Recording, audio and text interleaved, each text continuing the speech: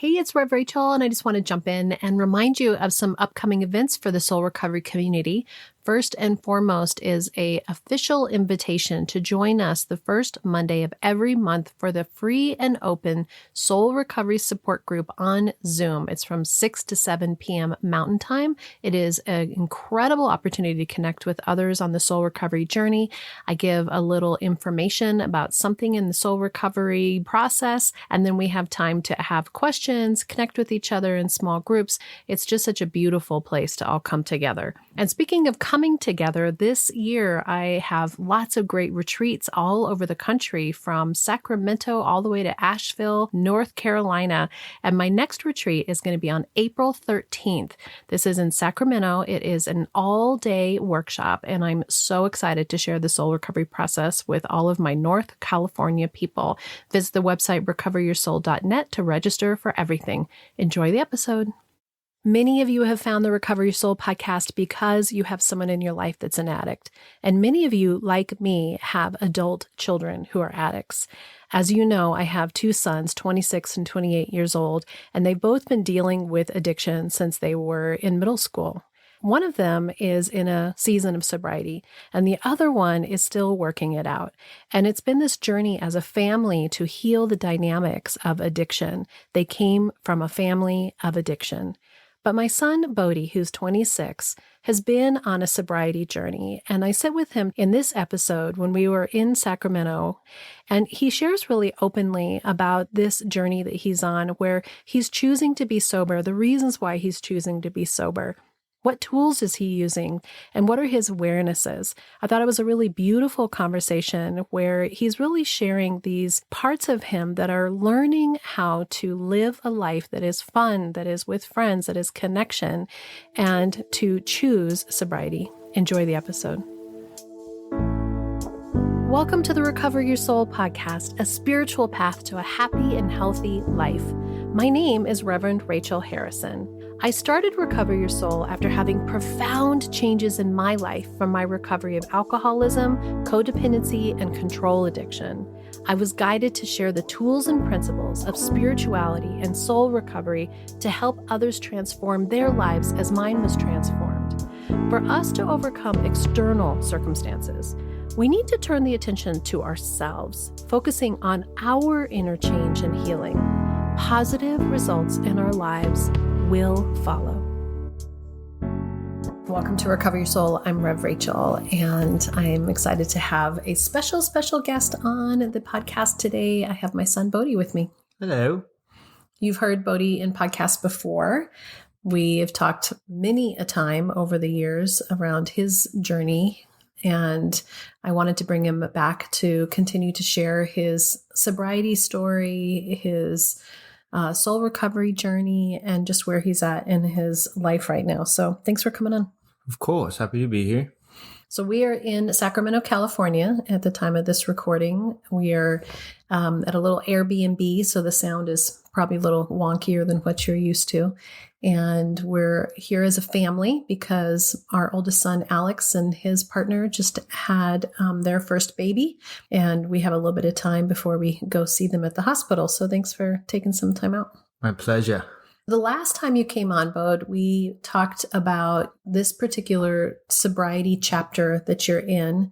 And I just wanted you to be able to share a little bit about what that is, since so many of our listeners and community members are in the boat of having somebody in their life who's an addict, having adult kids who are addicts. And I continue to be over the moon that you are on a sobriety chapter, but I wanted you just to lean in a little bit and talk about how that's going for you and how you're feeling. Well, at this point, I'm about 7 months sober, kind of, because I allowed myself to drink on my birthday. But when I started, that was always my plan, was, okay, I need to stop. I need to collect myself here and get my things in order. I was getting in trouble a little bit with work, partied a little too hard at one of my one-wheel events. And my work was actually very supportive about it, which was good, but they definitely asked me to not party at one-wheel events and save that for festivals and parties of my own. They were supportive in what regard when you say that? My company was supportive of what? When they talked to me about it, it wasn't like, yo, what the heck, dude? You're screwing up. Like, are we going to need to fire you? Like, there was no threats or no anything. It was like, hey, are you okay? You know, like we heard some things and it sounds like you're in a lot of pain and we just want to make sure you're okay and know like how we can support you and help you come, you know, make it through whatever you're going through right now. And if people listen to the last episode, just to recap, Bodhi had two people in particular who really reflected for him in this moment where it was kind of starting to go off the rails a little bit. And so do you want to just give a little quick recap of that about, you know, having work talk to you and then having these two people in case someone didn't hear that last episode? Yeah, I've been in and out of trying to be sober and trying to moderate, and I had a serious injury a couple years ago, and then right as I was coming out of that, I re-injured it worse than the first time, and it sent me into a bit of an injury depression. I'm very much an adrenaline junkie, so when I can't skateboard or one wheel or do those kinds of things, I end up going a little dark. That's how I process my anger and how I let out my energy. I'm very ADHD. I have a lot of pent up energy, and that's my way of processing it and moving it through my body. Doing sports And scaring the absolute piss out of myself.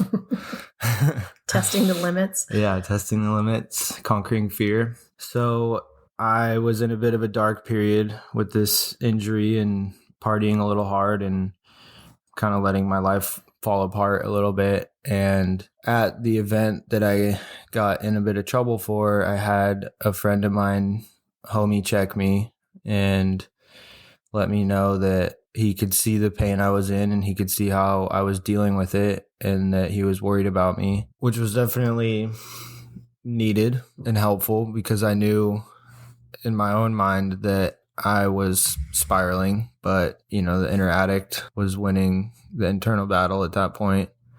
And then that same person told my bosses what was going on with me because out of care, you know, he wanted to rope them in, but that honestly like made me really angry at first and I had to work through that because I think it could have just stayed between us, but it was still helpful and everybody was in the loop and we all came together and brought me back up. I think I didn't go fully sober at that point. I think it took me another month or two to realize I just need to be sober. Mm-hmm. You know, I was continue to try to moderate. Yeah. At first I was like, oh, well, I'll just party when I go to festivals.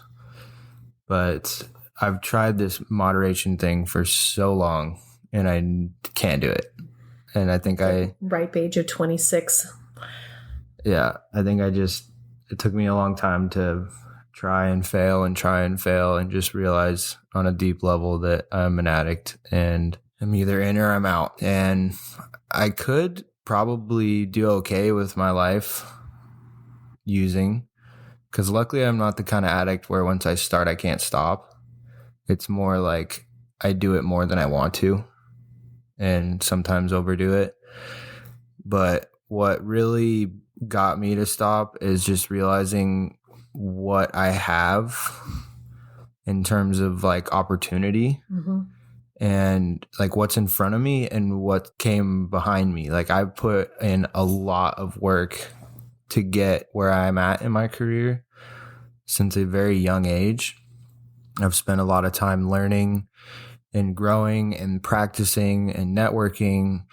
And I was at this point where I basically was either about to throw it all away or about to half-ass it for a really long time because my priorities were messed up. So I sobered up and my plan was to go sober to the end of the year. And then I would allow myself to have a couple margaritas on my birthday because my birthday is January 15th. So it's like beginning of the year. And I did that and it's been really good. The clarity I've felt, the motivation I've felt, the stability of my moods.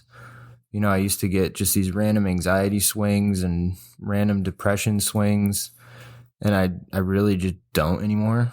Like at times I'll feel overwhelmed and stressed, but since I've started to feel my feelings and not run from them and numb myself, it's a lot less daunting, and I can just face it and be like, why am I feeling this way? Can I solve that now? Can I not solve that now? And like go to God for my peace instead of, you know, smoking a bowl or drinking a beer or whatever. And I did drink on my birthday, but the reason I did is because I didn't really want to. And what I mean by that is I wasn't like counting down the days and super excited and like, oh, I can't freaking wait. Like, oh, it's going to be so good. Oh, well, are we there yet? I got 26 hours until it's the day. You know, I almost didn't. And that I was like, okay, since I don't really want to, that's a good sign to me that I'm in a healthier place. So I'm going to allow myself to have a couple margaritas. And I was on a snowboarding trip for my birthday with a friend of mine, and I had a few margaritas, and it was good to taste it.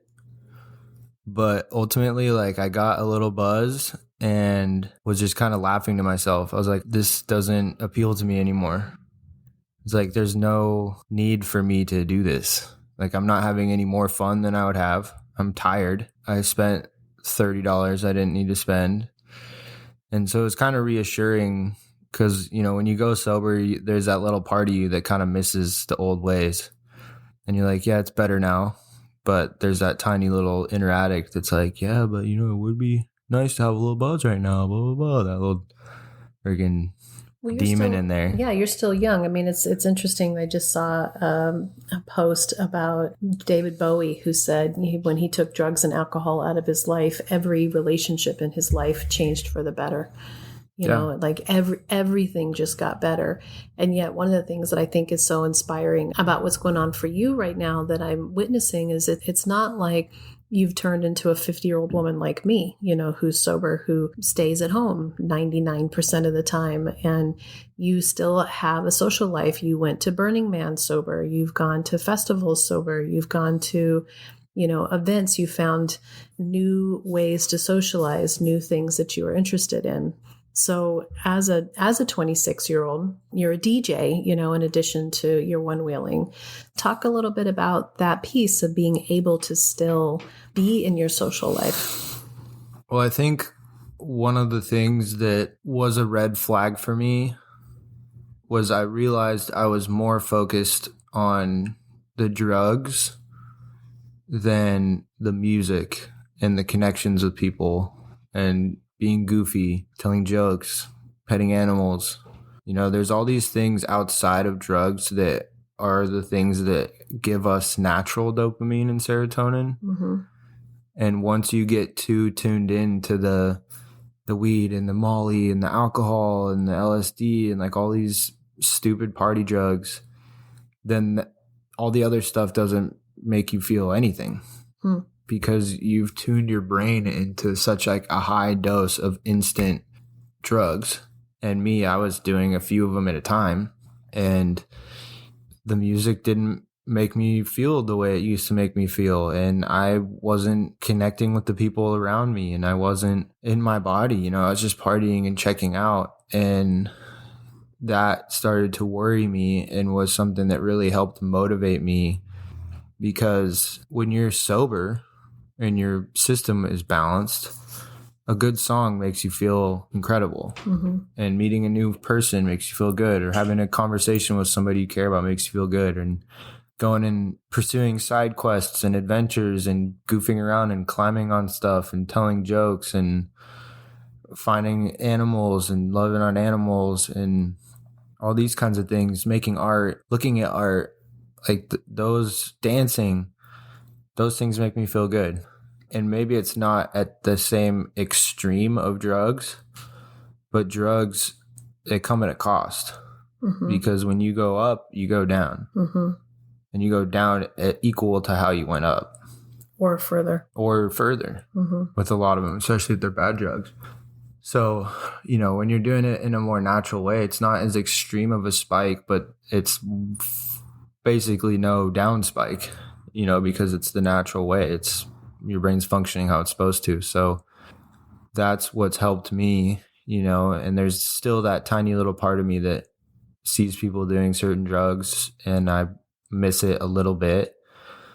But I think about how you told me how you quit smoking cigarettes like 30 years ago or something. And there's still from time to time that tiny little voice that's like, wouldn't that be nice? Mm-hmm. But it has no power over me.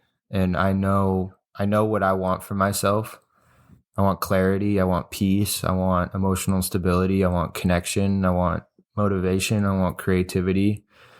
And I also want to be a leader and a good example, because that was one of the main reasons why my buddy talked to me, because I'm a person in my community that a lot of people are looking at, kids all the way up to adults. People are looking at me and they respect me for what I've accomplished and the way that I move through life.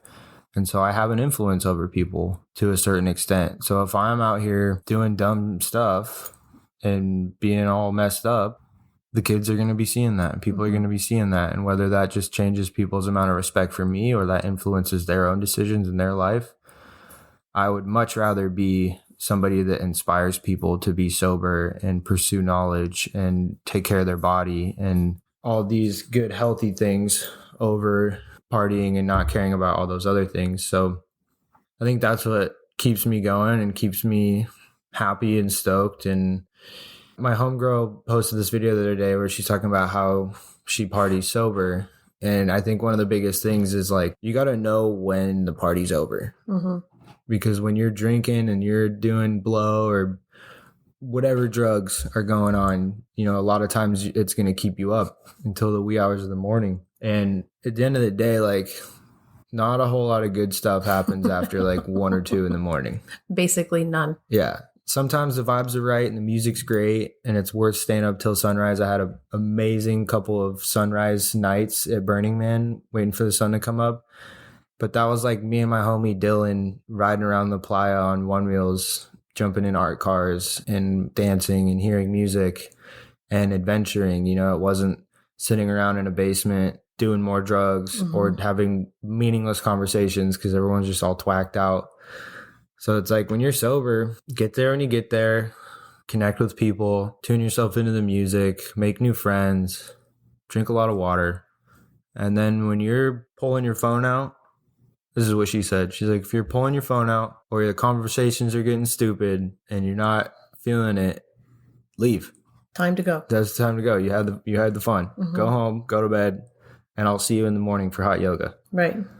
And I thought that was cool because that's true. It's like we have these fun parties, and I think we have that little bit of FOMO in us that wants to keep that fun going. And so we keep doing more drugs and we like keep justifying reasons to stay there. And then you end up being done at 4 or 5 a.m. And then the whole next day is just toast because you're going to sleep half the day and then feel like crap. So I think that's in my own life. That's just what I've been doing, is paying more attention to the things that truly bring me joy.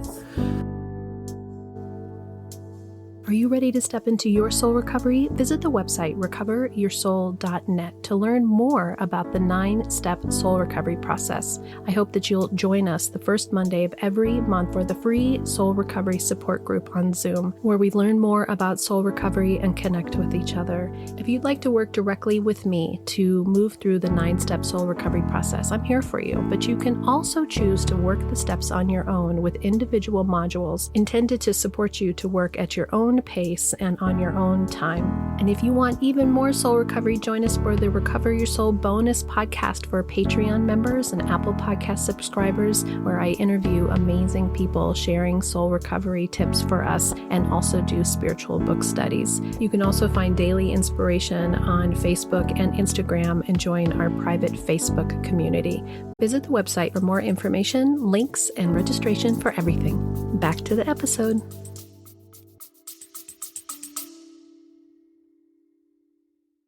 Hey, Soul Recovery family, it's Rev Rachel, and I just want to jump in real quick and personally invite you to join me online or in person for a soul recovery transformational experience.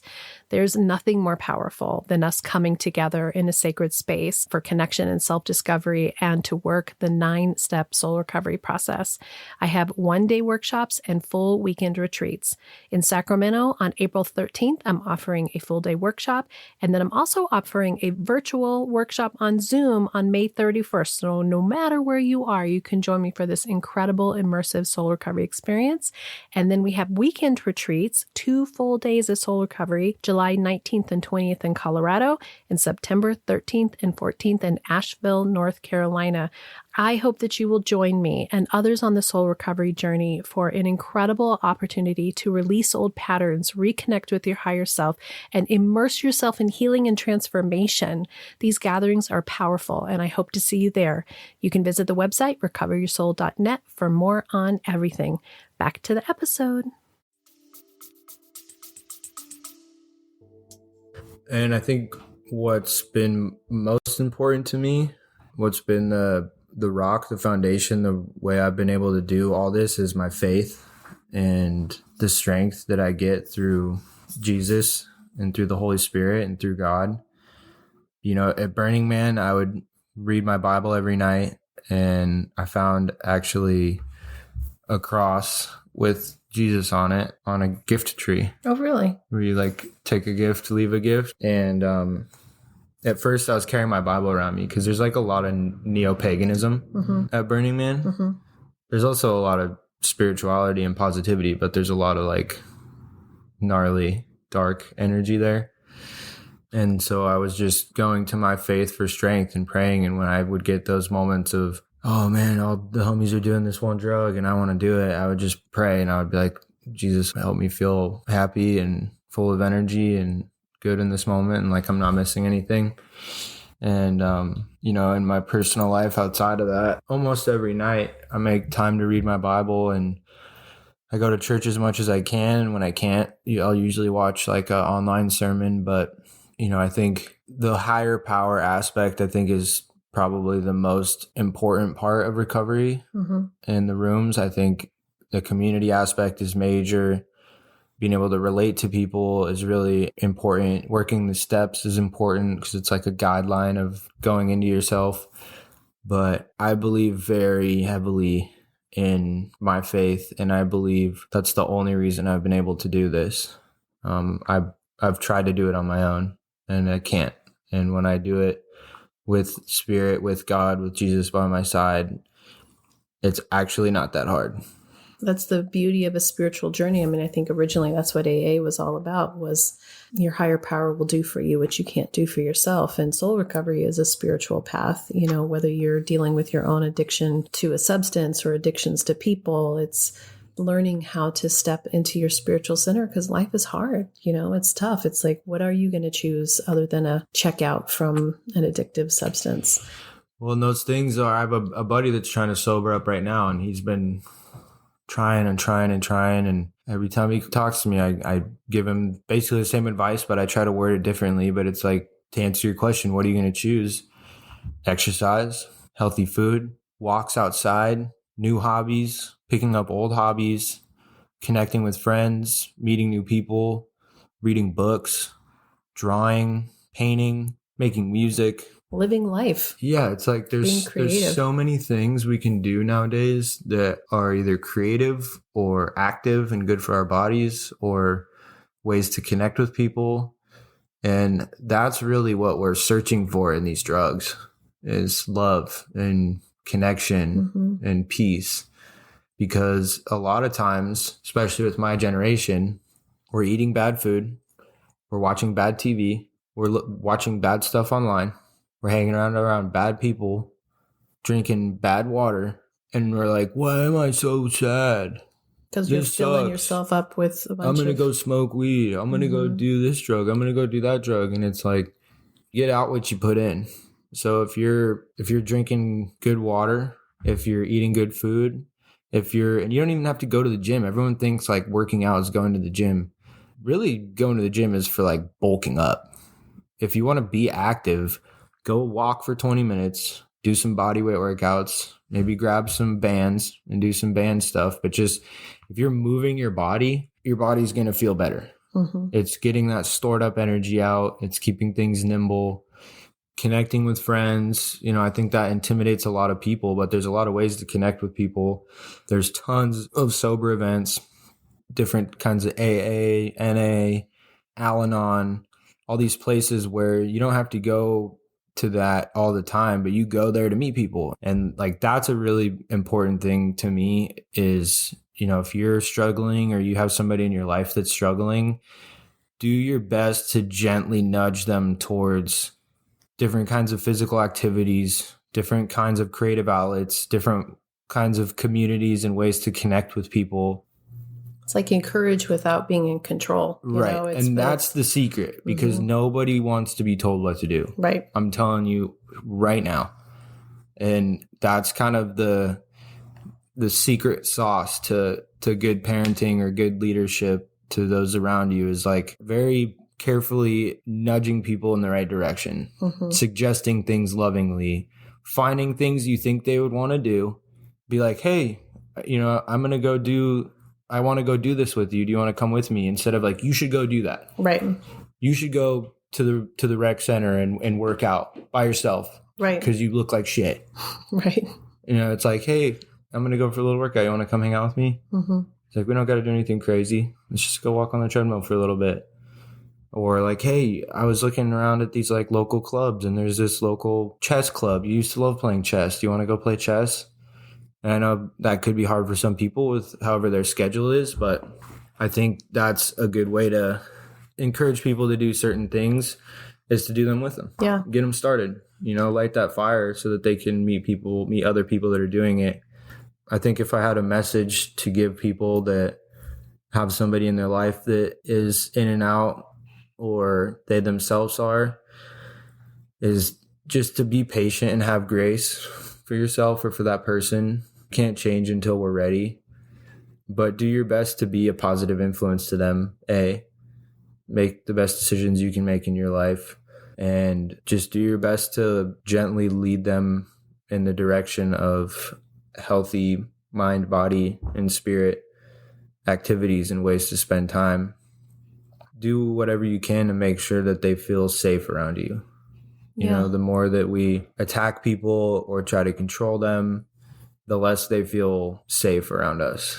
I always say that you want to see the wholeness in them, to witness their wholeness so they can witness their own wholeness. And you are such an inspiration to me right now, but you also have said, I'm an inspiration to you. So it's, it's been a journey of allowing you to have your seasons and to tell you when I'm concerned, but not shame you. But I definitely am giving you praise for where you're at right now. I try to reward you for your good behavior and your changed life. Thank you, Bodhi, for being here with us today. I appreciate it. And I know that people listen to our stories, and your story is important. So I appreciate your being here. Of course.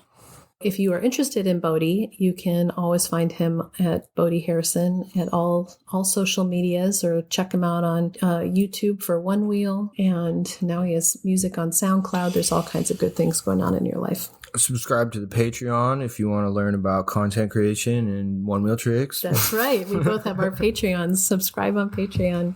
Thank you so much, Bodhi. I love you. Love you too, Mom. Until next time. Namaste. Thank you for listening, and I hope that helps support your soul recovery process. Just a reminder that every Friday is the Recover Your Soul bonus podcast. This podcast is for Patreon members and Apple Podcast subscribers. And not only do you get an incredible interview or book study that comes with being part of that community, but your subscribing helps support this podcast and the Recover Your Soul community. If you want to listen to those bonus episodes but can't subscribe right now, do know that you can be a free Patreon member and have access for limited time to new episodes. Visit the website recoveryoursoul.net or check out the show links below for coupons and information for upcoming events. I thank you for sharing this podcast with your friends and family. I thank you for giving it 5 stars, and the reviews that are left bring tears to my eyes. I am honored to be part of your life. Together, we can do the work that will recover your soul. The Recover Your Soul podcast and its content is for educational purposes only and is not allied or representative of any organizations or religions. It's based on the opinions and experience of Reverend Rachel Harrison. Recover Your Soul claims no responsibility to any persons or entity for any liability, loss, damage, or cause alleged to be caused directly or indirectly as a result of its use. Applications or interpretations of the information represented herein. Take what you need and leave the rest.